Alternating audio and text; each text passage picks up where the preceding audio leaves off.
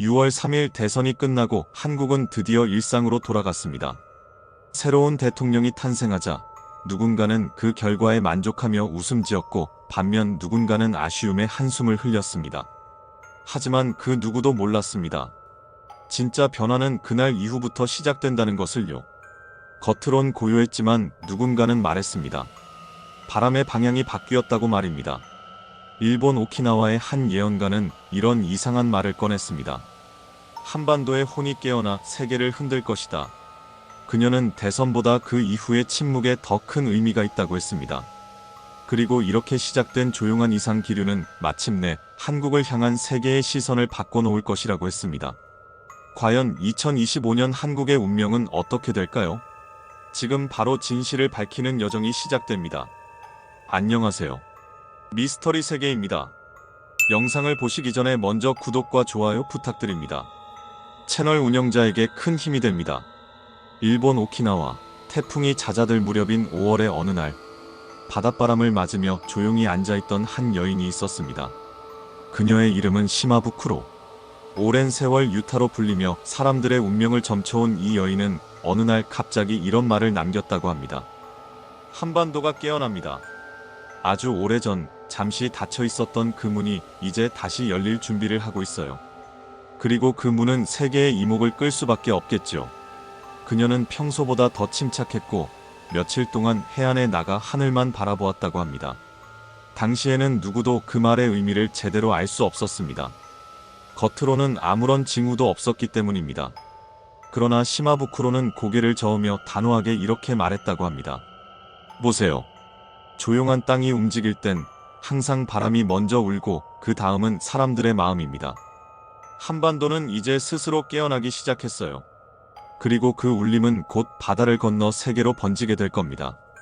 그녀는 세계의 중심이 이동하고 있다는 말을 자주 했습니다. 과거에는 강대국과 제국들이 흐름을 주도했지만 이제는 영혼의 무게가 있는 땅이 중심이 될 것이라는 것이었죠.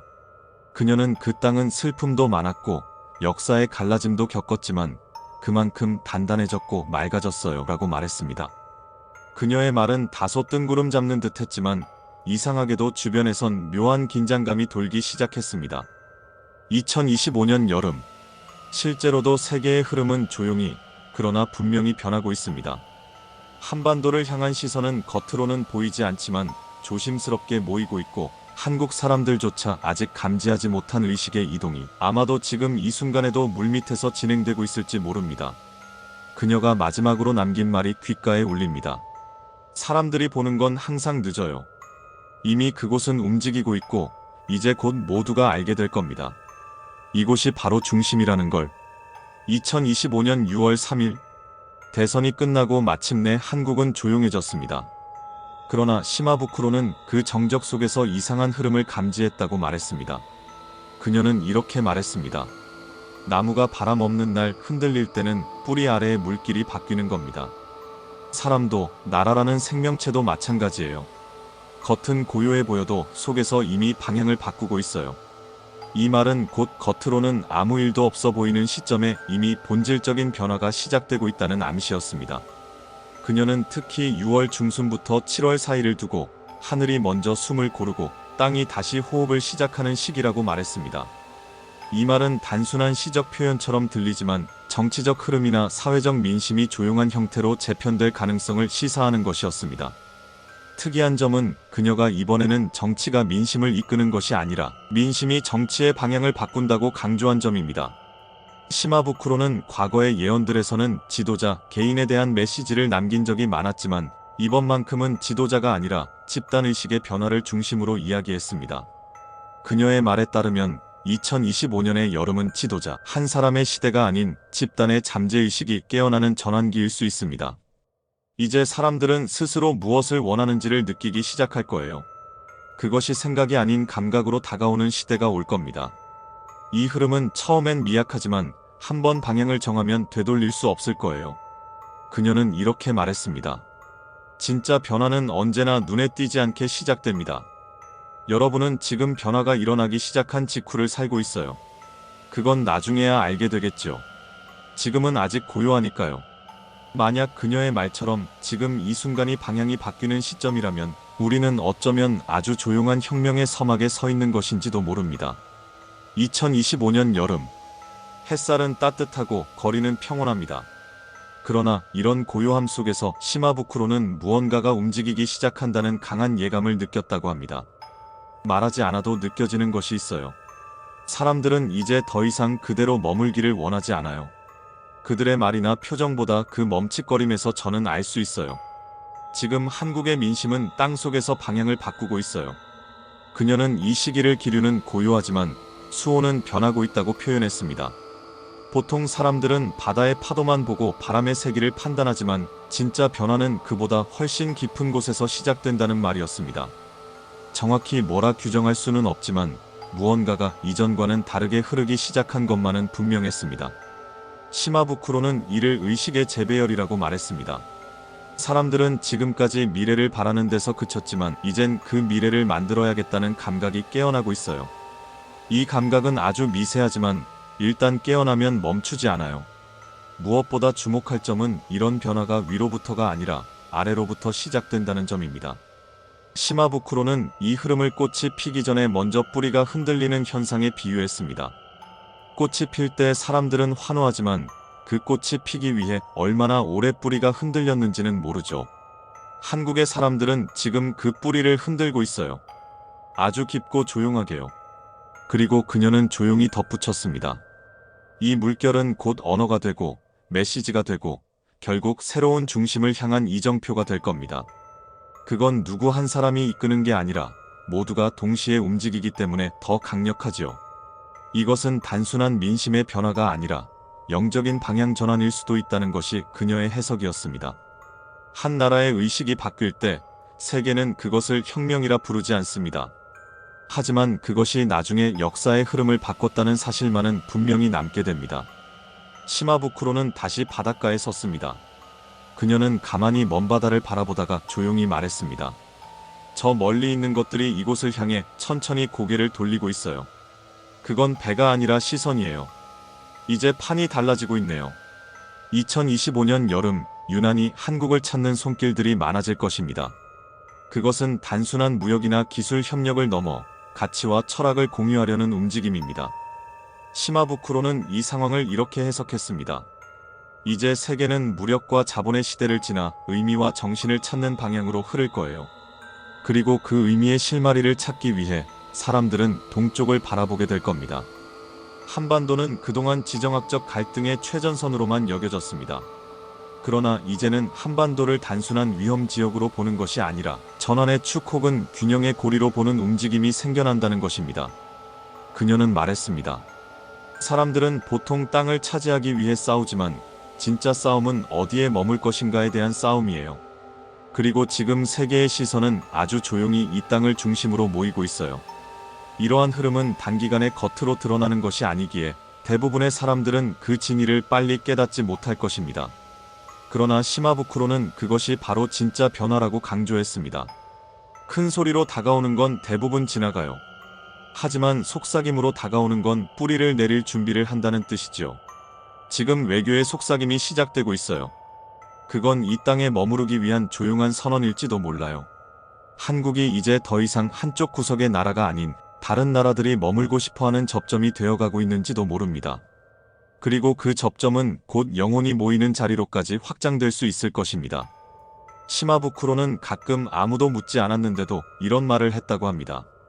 그 땅은 빛나는 기술을 가졌지만 사람들은 그 기술 뒤에 숨겨진 온기를 보고 놀라게 될 거예요. 결국 사람을 움직이는 건 기능이 아니라 감정이니까요. 2025년 세계는 이미 한국의 반도체, 인공지능, 바이오 기술에 익숙해져 있습니다. 하지만 이제는 한국의 공동체성, 정서적 리더십, 사람 중심의 균형 감각 같은 말들이 주목받을 것입니다. 단순히 산업이나 문화의 우수함이 아니라 어떻게 사는 것이 사람답게 사는 것인가에 대한 질문 속에서 사람들은 한국 사회의 태도에 집중하기 시작하는 것입니다. 시마부쿠로는 이를 이렇게 풀이했습니다. 기술은 누구든 따라올 수 있지만 영혼의 깊이는 따라올 수 없어요. 그리고 그 깊이는 고통의 세월과 슬픔의 기억 속에서 다져지는 거예요. 그 땅은 이미 그 과정을 지나왔어요. 한국은 전쟁과 분단, 산업화와 민주화, 세계화와 개인화라는 거대한 흐름 속에서 수많은 단절과 충돌을 겪어왔습니다. 하지만 그 과정을 지나오며 축적된 보이지 않는 무게, 즉 영혼의 내력이 이제 사람들 사이에서 감지되기 시작하는 것이죠. 어떤 이는 말합니다. 한국은 세계에서 가장 빠르게 움직이는 동시에 가장 깊은 내면을 가진 나라다? 그리고 누군가는 이런 질문을 던졌습니다. 왜 그들은 그렇게 아프면서도 그렇게 따뜻할까? 시마부쿠로는 조용히 웃으며 말했습니다. 그건 오래된 영혼이기 때문이에요. 그리고 그런 영혼은 반드시 세상을 치유하는 순간을 맞이하게 되어 있어요.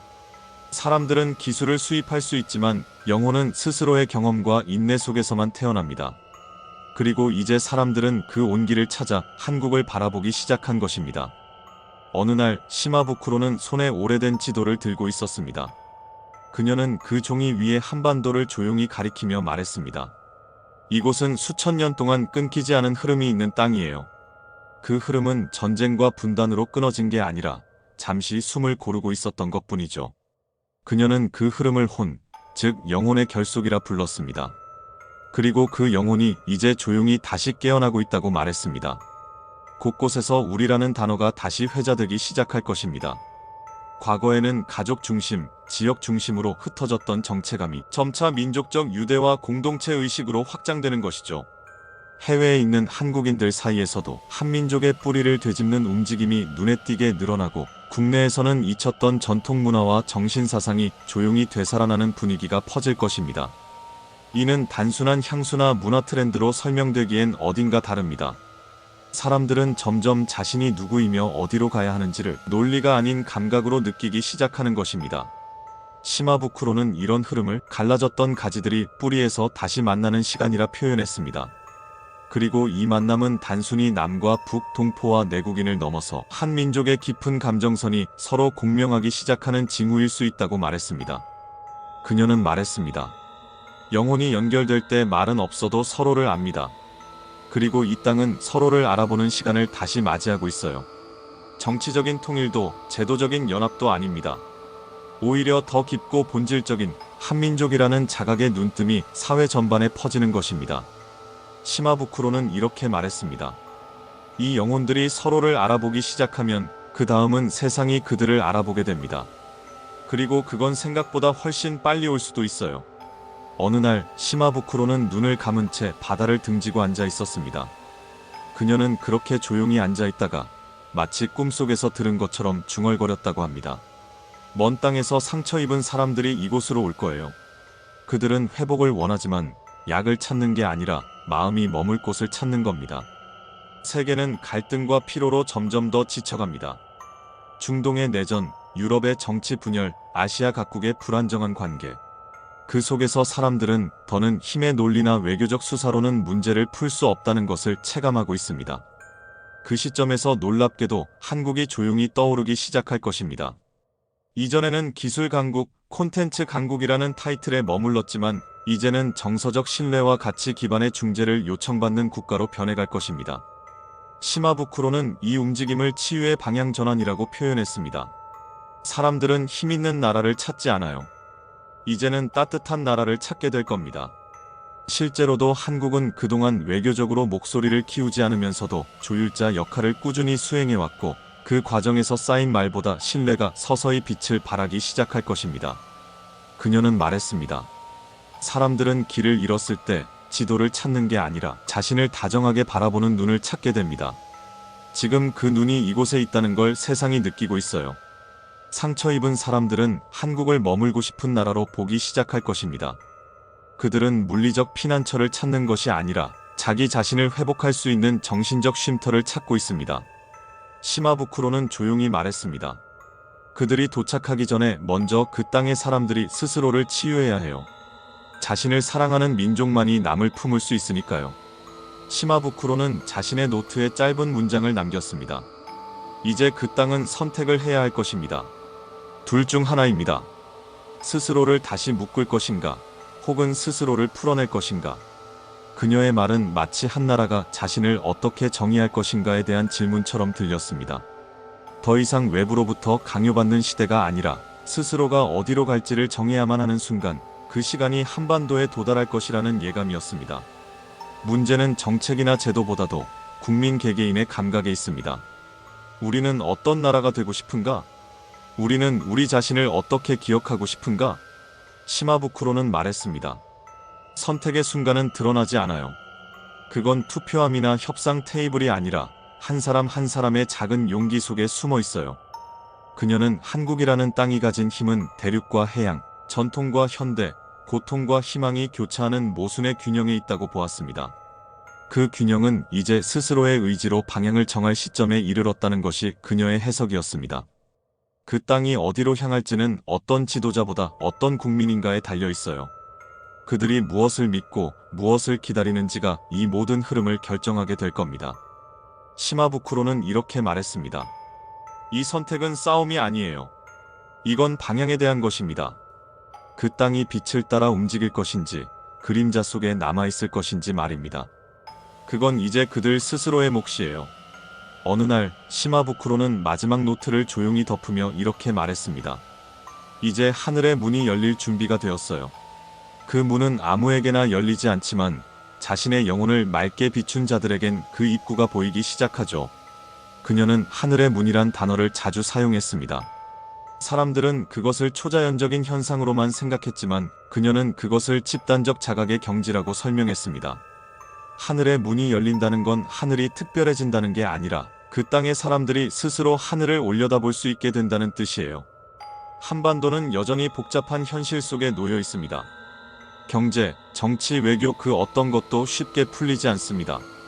그러나 사람들의 눈빛은 조금씩 달라지게 될 것입니다. 예전보다 더 깊고 더 조용하며 더 단단해지는 것. 분명히 공기 속에서 느껴지는 무언가가 있을 것입니다. 세계 각국에서는 이제 한국을 단순한 기술 수출국이 아니라 가치를 내포한 나라, 방향을 제시하는 나라로 조심스럽게 언급하기 시작할 것입니다. 시마부쿠로는 그것을 이렇게 해석했습니다. 그 땅은 단단해졌고 부드러워졌어요. 이제는 세상을 이끄는 힘이 아니라 세상을 감싸는 따뜻함으로 중심이 될 준비가 되어 있죠. 그리고 그녀는 마지막으로 자신이 젊었을 때부터 간직해온 문장을 꺼내어 노트에 남겼습니다. 2025년 마침내 그 문이 열릴 것이다. 그 문을 먼저 통과한 자는 눈이 아닌 마음으로 그 빛을 볼 것이다. 그리고 그들이 머무는 곳이 세상의 중심이 된다. 그녀는 확신하듯 이렇게 속삭였다고 합니다. 이제 모든 것은 그 땅의 사람들이 자신의 영혼의 빛을 꺼내느냐에 달렸어요. 한반도는 지금 그 문 앞에 조용히 서 있습니다. 오늘은 일본 시마부쿠로의 예언에 대해서 살펴보았습니다. 어떠신가요? 공감하시나요? 의견이 있으시다면 편하게 댓글로 남겨주세요. 그럼 다음에 더 재미있는 영상으로 찾아오겠습니다. 영상 끝까지 시청해주셔서 감사합니다. 지금까지 미스터리 세계였습니다. 오늘도 좋은 하루 보내세요.